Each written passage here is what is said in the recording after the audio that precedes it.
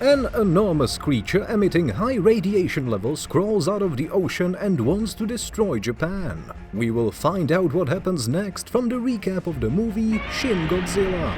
The recreational boat is spotted near one of the islands in the Pacific Ocean. A group of rescuers go aboard the boat, however, there is not a single living person on it. At the same moment, a small volcano erupts and the automobile tunnel gets filled with bright red water. A state of emergency is declared in the Tokyo Bay. The local authorities announce evacuation of the coastline. Everyone is asked to leave the Bay Area immediately. But people don't realize the magnitude of the catastrophe. That's why they record everything on their phones and postpone evacuation. The Prime Minister convenes an emergency meeting. Most of the government officials believe that this is a type of underwater volcanic eruption. However, the Secretary of Cabinet Rando Yaguchi disagrees with them. He suspects that this is not a volcano, but something more serious. And he happens to be right. A giant creature's tail is seen in the photos taken from the helicopter. The giant monster is moving towards the coast. It's some unknown life form.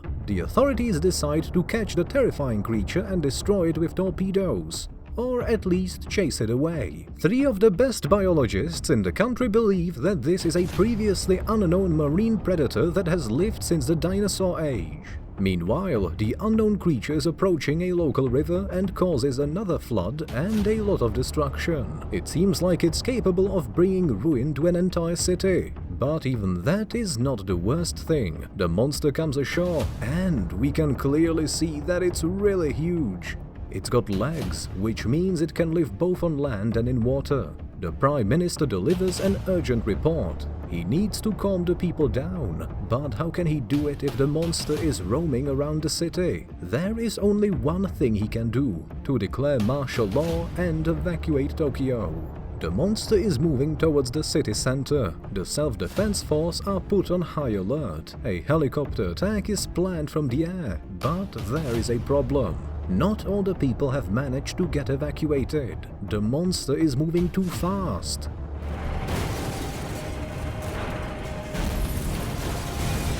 Also, the monster throws around the skyscrapers as if they were houses of cards. There is no time to delay. They must strike. Yaguchi doesn't agree with the rest of the government officials once again. He is convinced that it's a bad idea to attack the monster. It won't kill it, but rather anger it even more. A group of military personnel hold a meeting and propose to conduct a naval air operation. Several helicopters lift off. People leave their homes. Panic increases. Soldiers help to evacuate the people. Meanwhile, the monster tries to stand on its back feet.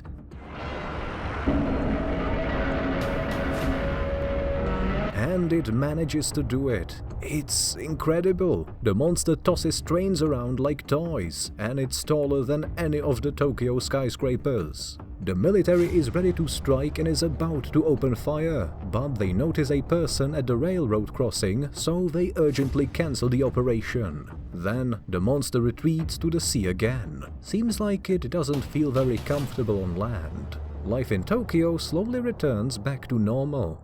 The government is assessing the losses and reviewing damage caused.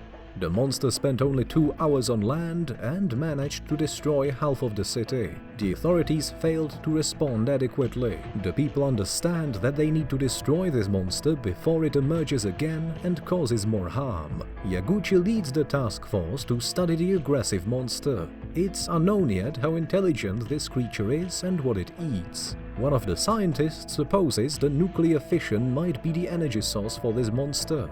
At first, everyone thinks it's a crazy idea, but strong radiation was detected at the monster's location, which means he might be right. But where is the source of this energy? The USA sends its special minister. This is an American of Japanese origin named Kayako Anne Patterson. The woman asks Yaguchi to help him find a man named Goromaki, because he already met this monster several years ago. Alas, it was his boat that was found at the very beginning of the movie. The scientist is no longer alive, but the results of his research have been preserved. They decide to name the unknown beast Godzilla. In one of the languages, this means incarnation of God. If that's the case, this is a rather cruel god. We learn that several years ago there was an uncontrolled dumping of radioactive waste. Seems like Godzilla ate it and it mutated. Now his body contains lots of new elements. Evidently, this is why the US government has so much interest in this terrifying monster.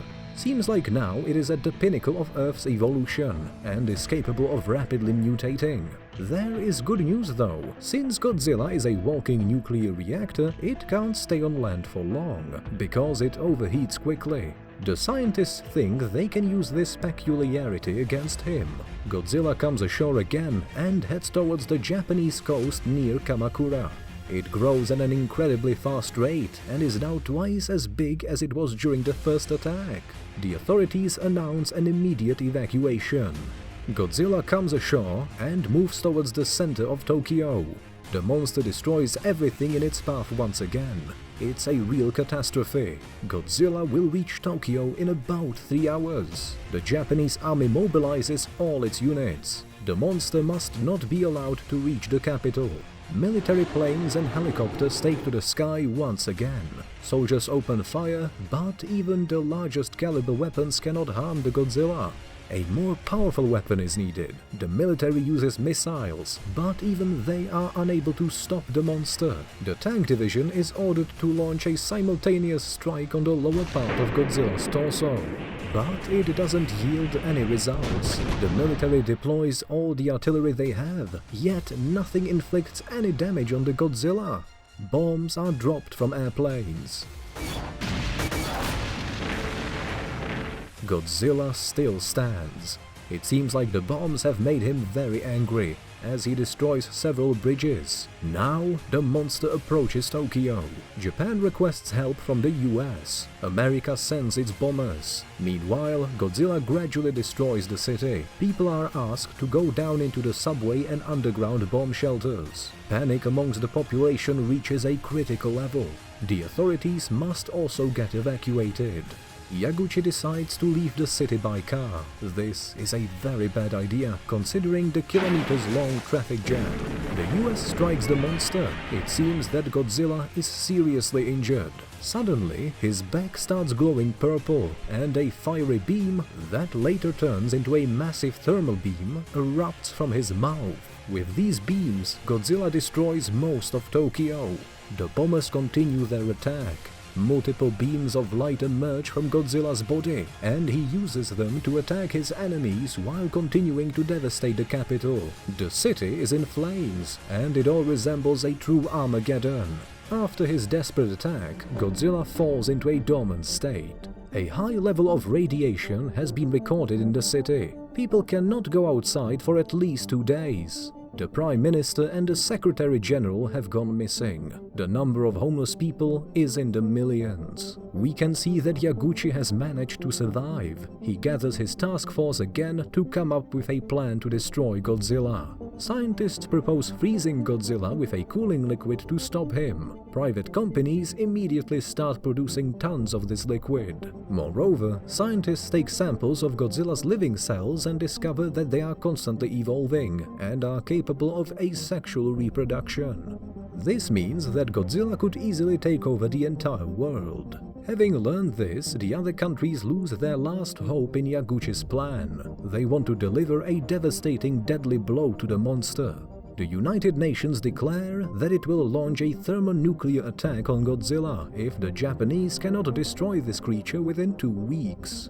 Patterson is in despair. She doesn't want her ancestors' land to become the site of another nuclear attack. Yaguchi is also enraged. The areas destroyed by Godzilla can be rebuilt, but after a nuclear attack, the city and its surroundings will become permanently uninhabitable. An economic crisis begins in Japan. Many Japanese people accuse the United States of deliberately wanting to destroy Tokyo in order to get rid of their economic competitor. Patterson uses all her political connections to give Yaguchi and his task force enough time to destroy Godzilla. The man says that he wants to name his special operation Jason, after the mythical hero who defeated the giant Hydra. Just a few hours before the nuclear attack is set to begin, the task force led by Yaguchi puts their plan into action. The man admits that despite the respirators and protective suits, they will all receive high levels of radiation. But they will be able to save Japan. The first stage is to attack Godzilla's legs with explosive-laden trains. The second stage is an aerial assault.